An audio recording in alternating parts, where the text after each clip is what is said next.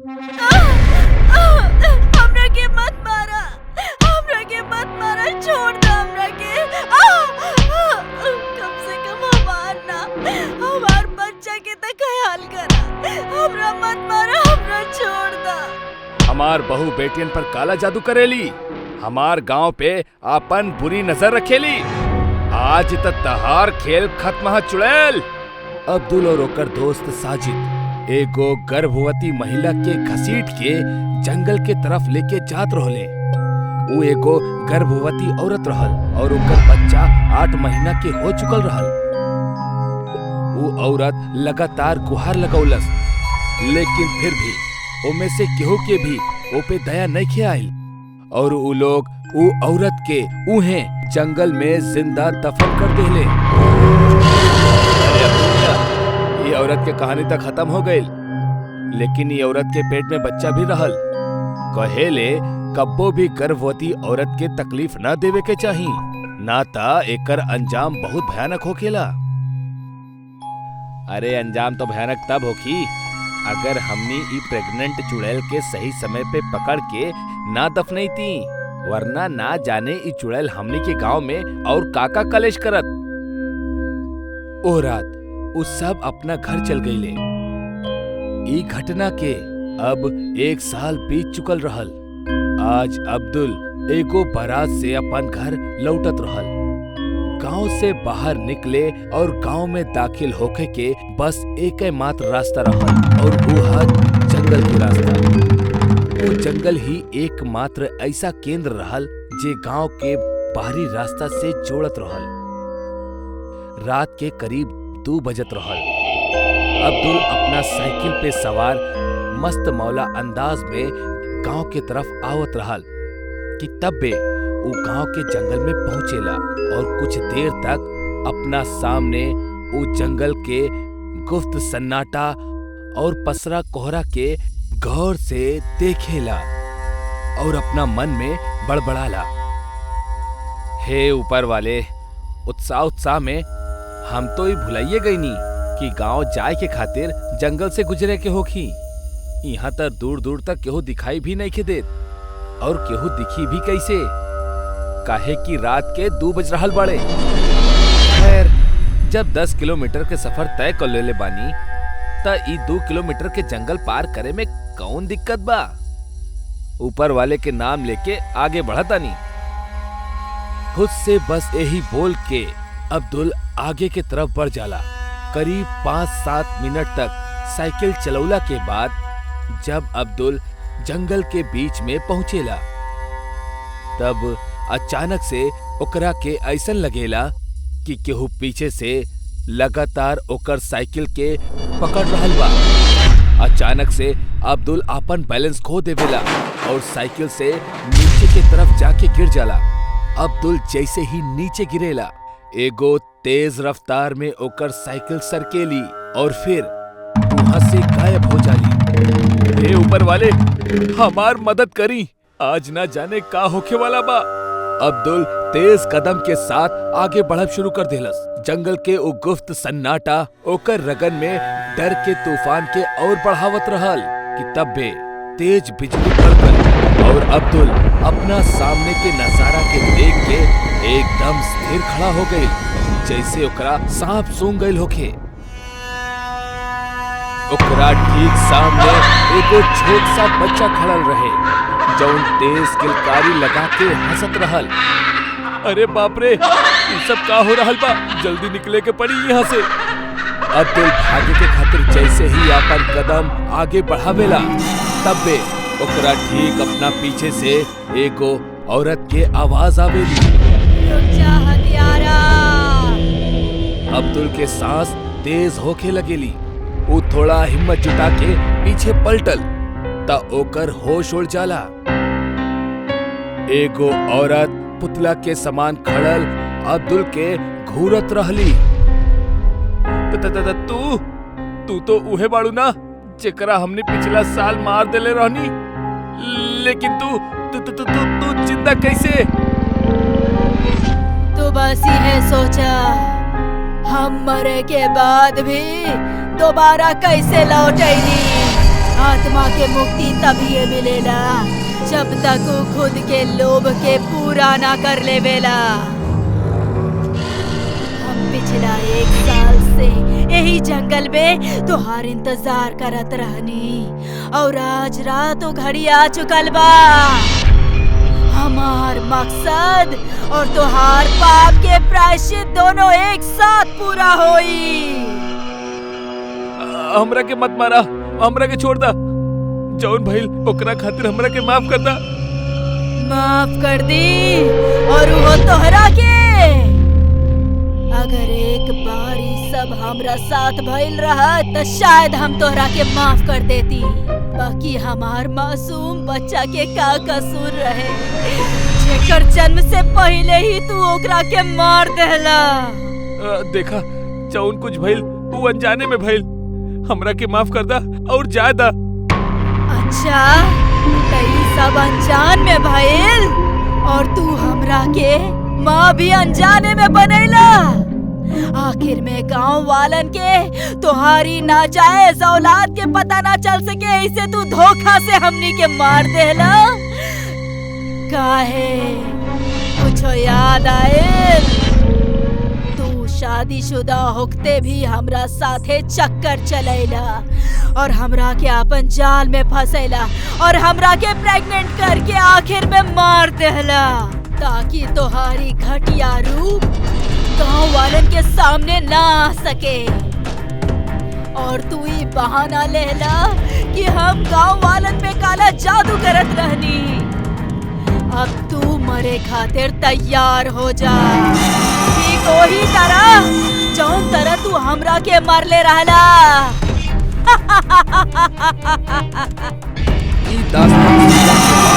अब तो डर के तेजी से वहाँ से भागे लागल, लेकिन तब में अचानक अब्दुल सामने एगो गहरा दलदल में फंस जाला और धीरे धीरे अंदर की तरफ धसे लगेला। अब्दुल बाहर निकले के खातिर बहुत हाथ पैर मारेला, लेकिन वो अंदर धसत चल जाला। हमरा के मत मारा, हमरा से जौन भइल ओकरा खातिर हमरा के माफ कर दा। आइंदा से ऐसन गलती हम कबो ना करब। जब तोहार पुनर्जन्म होई यानी अगला जन्म में ए चीज के ख्याल रखी हा। ई जन्म में तो हम तहरा के ना छोड़ब। इतना कहा थी अब्दुल दलदल के एकदम अंदर धंस जाला और तब बे ओकरा आसपास खून बहे लगेला। एगो छोट बच्चा उहे दलदल के अंदर से ओकर जिस्म के नोचत रहल। अब्दुल चीखेला और चिल्लाला और चिल्लाहट के साथ अब्दुल उहे दलदल में हमेशा हमेशा के खातिर समा जाला। रामगढ़ गांव के एगो प्रचलित कथा है। दोपहर के 12 बजे से लेके आधी रात के 12 बजे तक गांव के बीचों बीच बनल एगो गुफा से अजीबो गरीब आवाज आवेली। ई आवाज में इतना दर्द होखेला कि सुनला मात्र से ही दिल के धड़कन तेज हो जाला। ई गुफा के पास से गुजरे वाला हर शख्स के ओकर नाम गुफा के अंदर गूंजत सुनाई देवेला। ऐसन में ई गुफा के रहस्य जानल बड़ा इंटरेस्टिंग होखी। साल 2013 के बात था जब दो पैरानॉर्मल इन्वेस्टिगेटर अभिमन्यु और रिहान के एक गुफा के रहस्य जाने के खातिर बुलावल गईल। साहब, ये गुफा के सच होगी बहुत खतरनाक। हम तो आपसे वही भी कहा था नहीं कि अंदर जाए के चीज छोड़ दी। अरे गोपाल जी, हमनी के तो ई ड्यूटी है। हमार डिपार्टमेंट हमनी के जौन टास्क देवेला ओके तो पूरा करे के ही पड़ी। अच्छा साहब, तो ठीक बा। उम्मीद है कि आप जल्दी ही लौटी हैं। शाम के करीब 5 बजे एकदम गुप्त तरीका से दोनों पैरानॉर्मल स्पेशलिस्ट ओ भूतिया गुफा के अंदर दाखिल भइले। पिछला 37 साल से ये गुफा के अंदर से भयानक आवाज और खतरनाक हरकत होखत रहे। एक तो ई गुफा गांव के बीचों बीच आयल बा त ऐसे में गांव के लोगन के एक गुफा के खौफ के खत्म करे के ही पड़ी। और ये तब्बे खत्म होगी जब अंदर से एक खौफनाक आवाज और खतरनाक आकर्षण खत्म होगी। अभिमन्यु और रिहान के अंदर दाखिल होखला के बाद ही गुफा में उनकर नाम के गुस्सैल आवाज गूंजे लागल।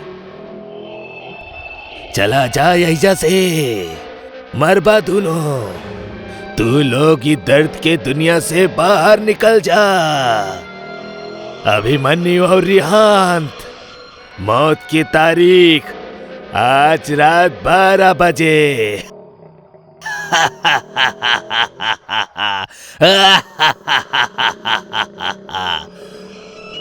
यार अभिमन्यु, ये गुफा कितना अजीब बा। आज तक ऐसा कोनो भी केस हैंडल ना कैनी जहां बेजुबान गुफा धमकी देवेली। दोस्त, भूतिया जगह हमेशा अजीब और खतरनाक ही होखेला।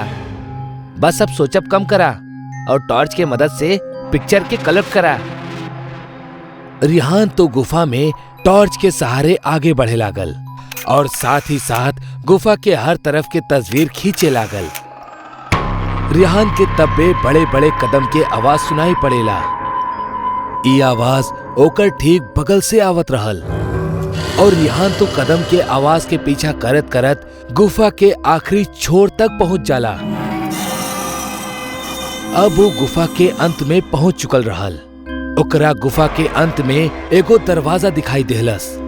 उ दरवाजा पे लिखल रहल, दूसर दुनिया के दरवाजा।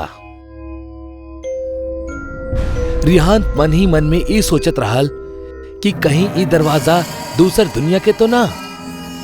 कि तब्बे ओकरा उ दरवाजा के पार से एगो आवाज सुनाई देवेला। रेहू बेटा, हम तोहार दादा, हमार पास आजा बेटा। बाप रे, ये कैसन दरवाजा हा? ये तो हमार दादाजी की आवाज हा। रिहान के उ दरवाजा के पीछे से ओकर दादाजी के आवाज सुनाई देत रहल। उ सुन के रिहान खुश और इमोशनल दोनों रहल। यह इमोशन में उ एगो गलती करे जात रहल। उ दरवाजा खोले के खातिर हाथ आगे बढ़ौलस कि तब्बे पीछे से अभिमन्यु के एक तेज चीख पूरा गुफा में गूंजे लगली। बचाओ, बचाओ हमरा के। अभिमन्यु के चीख सुन के रिहान भागत भागत पीछे गईल। इतना सब में तो उ अभिमन्यु के लगभग भूल ही गईल रहे। रिहान अभिमन्यु के पास पहुंचलस। वो बिल्कुल नॉर्मल खड़ा रहल, जैसे कुछ भइल ही ना। अभिमन्यु, ये कैसन गंदा मजाक हा? तू भाई चिखला काहे? अभिमन्यु हल्का मुस्कुरात चुपचाप खड़ा रहल। एकरा बाद रिहान अभिमन्यु के अपना साथे वो दरवाजा के पीछे चले के इशारा करेला। दोनों वो गुफा के आखिरी छोर पे यानी के वो दरवाजा तक पहुंच चुकल रहले, जहां से दूसर दुनिया के रास्ता शुरू हो खेला। अभिमन्यु, यार ई देखा, पता है हम वही तुरंत कुछ देर पहले ही अपना दादाजी के आवाज ई दरवाजे के पीछे से सुन ली है। हमरा के लागत था एकरा पीछे मरल लोगन के दुनिया हा। त दरवाजा खोल के देखला ना, ऐसने ख्वाब में पोल काहे बांध रहल बड़ा? सही कहला, हम दरवाजा खोलतानी। रिहान दरवाजा खोले ही वाला रहल कि तब्बे ओकर नजर अभिमन्यु के शरीर पर पड़ेला। यार, जब तू गुफा में आयल रहला तब तू सफेद शर्ट और ब्लू जीन्स पहनले रहला, अब वहीं तू काली स्लीव्स और लाल लोअर पहनले बड़ा। भाई, आखिर तू कपड़ा कब बदल लेला? तब्बे अभिमन्यु के दांत बाहर आवे लगेला। ओकर कद बड़ा होखे लागल, ओकर हाथ के नाखून बढ़े लागल और उ अब पूरा तरह से एगो शैतान बन चुकल रहे। वो डरावनी हंसी के साथ एक भारी आवाज में कहेला, तोहार अभिमन्यु के ता हम 10 मिनट पहले ही ये दरवाजा के पार भेज देनी। जब तू ओकर चीख सुन ले रहला, तू तो बस एक जरिया रहला, काहे कि शिकार हमेशा ई दरवाजा के पास लाकर ही होखेला। मतलब तू अभिमन्यु के मार डाला? कोनो शक बा तोहरा?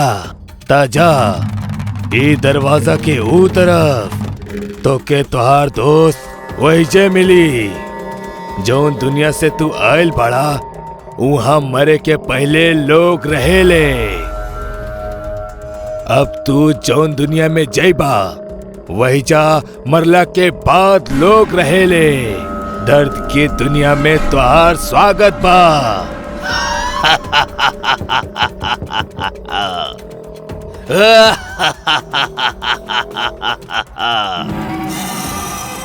एकर बाद रिहान भागे के कोशिश करत रहल, लेकिन सामने वो शैतान खड़ा रहल। अब एगो मात्र रास्ता वो दरवाजा रहल। वो सोचलस कि ई दरवाजा ई गुफा से बाहर जाए के रास्ता होखी। रिहान सोचलस कि कहीं उई दरवाजा से बाहर भाग न जाओ, यही से वो शैतान ओकरा डरा रहल बा। रिहान खुद के जान बचावे के खातिर बिना देरी कैले दरवाजा खोल देलस। ओकरा दरवाजा के बाहर एकदम अंधेरा दिखाई देवेला। वो दरवाजा के अंदर से रोवे और चिल्लाए के आवाज आवे लागेला, बिल्कुल वैसन ही आवाज जैसन मौत के वक्त परिवार के लोग रोएले। रिहान एकरा पहले दरवाजा के बंद करत एगो लंबा सा हाथ वो दरवाजा के बाहर से आयल और रिहान के वो दूसर दुनिया के तरफ खींच लेहलस। ऐसे रिहान के एक तेज चीख निकल पड़ल और वो शैतान भी जोर से हंसे लागल। वो गुफा के रहस्य आज तक केहू भी जान ना पौलस। आज तक कई लोग गुफा के अंदर जाके ओकर रहस्य के जाने के कोशिश कैले बाड़े। जे केहू वो दूसर दुनिया के दरवाजा के खुल्लस, वो हमेशा के लिए उहे में समा गईल। जौन जिंदा बच गईले वो लोग या तो आत्महत्या कर लेले या तो वो पागल हो गईले। वो गुफा के रहस्य आज भी अनजान बा। आज 45 साल के बाद भी एकर रहस्य केहू भी ना जान पाइल। बिहान, अथर्व और शिवांश तीनों ही बहुत अच्छा दोस्त रहले और तीनों 12वीं कक्षा के एग्जाम के कंप्लीट कैला के बाद वैकेशन में कहीं घूमे जाए के प्लान करत रहले। हमके लागत है बार हमके गोवा या मनाली नहीं खे, बल्कि गांव घूमे जाए के चाहिए। गांव के सुंदर वातावरण और गांव के हरियाली के आनंद उठावे के चाहिए। बात तो तुहार सही है, लेकिन हमनी से केकर गांव चली? हम तीनों एक एक करके सबके गांव चलल जाई, लेकिन शुरुआत बिहान के गांव नाथूपुरा से करल जाई। हाँ तो दिक्कत का बा, चला, लेकिन थोड़ा सतर्कता बरतिया। हमार गांव में तोहारी आवारा गर्दी ना चली, जैसे देर रात तक जागब, शाम के बाहर घूमब और सबसे खास भूत प्रेत के केहू मजाक ना बनाई। अरे हाँ, हम तो भुलाइए गल रहनी, तो हर गांव अंधविश्वासी के साथे साथे कायर और फट्टू भी बा। देखा, आप तो हर ज्यादा हो रहल बा। बिहान, तू साइंस के इतना बढ़िया स्टूडेंट होखला के बाद भी ई भूत प्रेतन पे विश्वास करेला, लेकिन कसूर तोहार भी नहीं खे, काहे कि तोहार तो जड़ वैजा से ही जुड़ल बा, ता ई त लाजमी बा। लेकिन तू टेंशन मत ला, ई बार हम तोहार और तोहार गांव वालन दोनों के गलतफहमी दूर कर दे। अब तीनों दोस्त आए वाला वैकेशन में गांव जाए के प्लान करत रहले और तीनों लोग चुन ले बिहान के वो भूतिया गांव, जहां शाम ढलला के बाद वो गांव के चुड़ैल निकलेला और गांव में अकेला टहल रहले कौना भी इंसान के जान से मार देवेली। वो तीनों के भूत पे जरा भी विश्वास न रहे और ई बार उनकर मकसद भी इहे रहल कि वो गांव पहुंच के वो चुड़ैल वाली बात के उनकर गलतफहमी साबित कर दी, जौन वो लोग इतना साल से पाल के रखले बाड़े। शाम के ट्रेन से वो लोग अगला दिन दोपहर में पहुंच गए रहले बिहान के गांव नाथुपुरा। उ तीनों बिहान के घर पहुंचले। उनकर गांव के पुश्तैनी मकान में सिर्फ बिहान के दादी ही रहत रहली और बाकी के लोग शहर में ही सेटल्ड रहले। अरे बेटा, तू आ गईला, बहुते अच्छा कैला। जा जल्दी हाथ मुंह धोला, हम खाना लगा देतानी। जा। तीनों दोस्त खाना खा के एक ही कमरा में अपना अपना बेड पे रेस्ट करत करत बात करत रहले। अरे तू लोग सो काहे गईला? अपन मकसद भूल गईला का? अथर्व अपना दोनों दोस्तन के साथे कमरा से बाहर चुपके से निकलेला और दादी के कमरा में घर के चाबी लेवे जाला। अथर्व अकेले दादी के कमरा में गल रहे।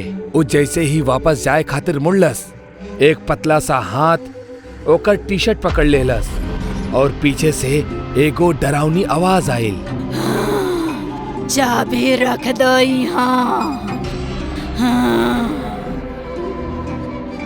अथर्व जैसे ही पीछे पलटलस, वो देखलस कि बिहान के दादी ओकर कंधा पे हाथ रख के ओकरा के रोकनी हा। असल में बिहान के दादी कौनो इंसान ना बल्कि एगो चुड़ैल रहली, जेकर चेहरा वो अंधेरी रात में भी इतना भयानक लागत रहे कि कमजोर दिल वाला तो वहीजे ही मर जात। ये देख के अथर्व वहीजे कापत कापत बेहोश हो गए। जब बहुत समय तक अथर्व वापस न लौटलस, तब उनकर वो दोनों दोस्त दादी के कमरा में अले। तब देखले कि उनकर दादी बेड पर रहली ही ना।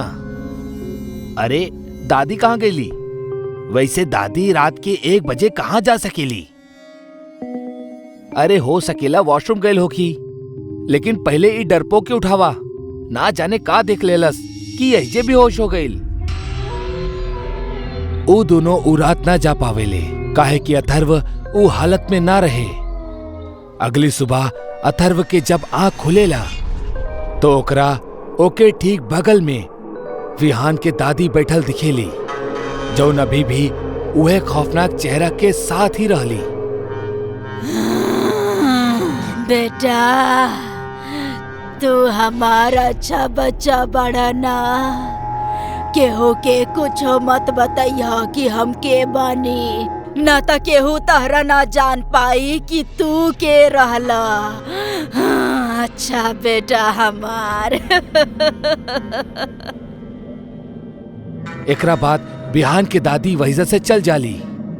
अथर्व अबही भी सदमा में ही रहल और अपन दोनों दोस्तन के यहाँ से जितनी जल्दी हो सके निकल जाए खातिर कहेला। उहे शाम जब तीनों दोस्त गांव के सैर करत रहले, त ऊ एक चीज नोटिस करत रहले कि हर केहू उनसे दूर भागत रहल।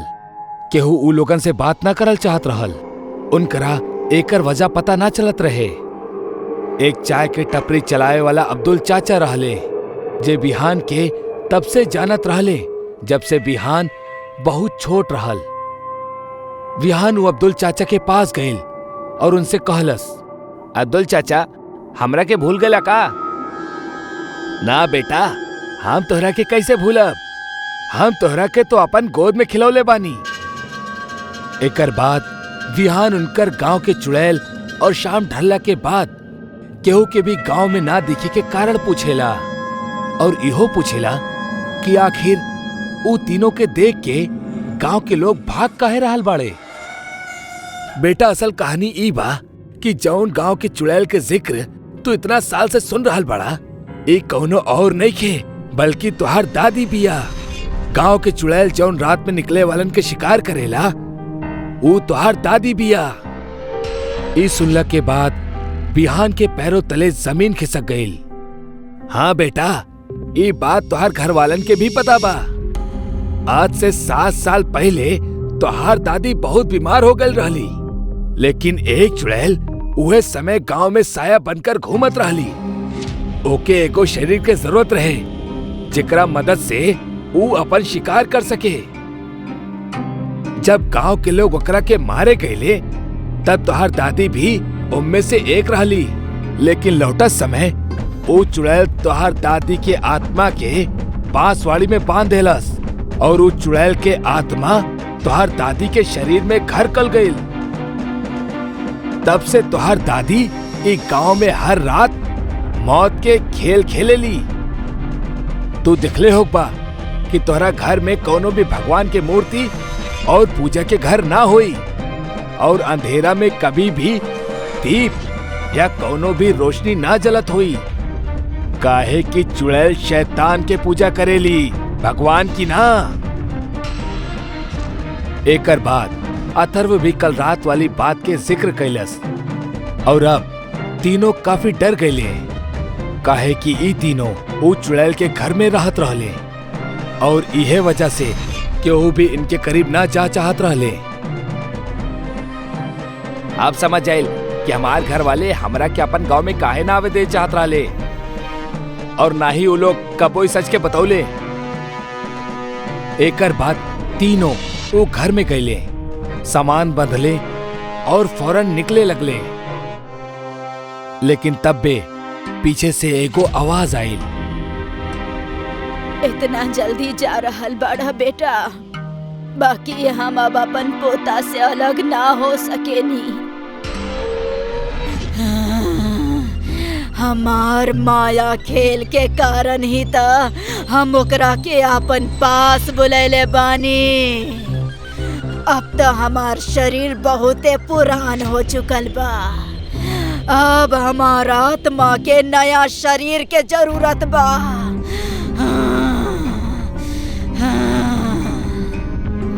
इतना कहा थी बिहान के दादी के अंदर बसल चुड़ैल के आत्मा बिहान के शरीर के अंदर दस्तक देहलस और इस सारा डरावना दृश्य देख के वो दोनों दोस्त अपन जान बचाकर भाग गए। कहेले अब विहान के दादी के जगह विहान के शरीर वो चुड़ैल के घर बन चुकल बा, जो अगला 60 साल तक यूं ही एक गांव में हर रात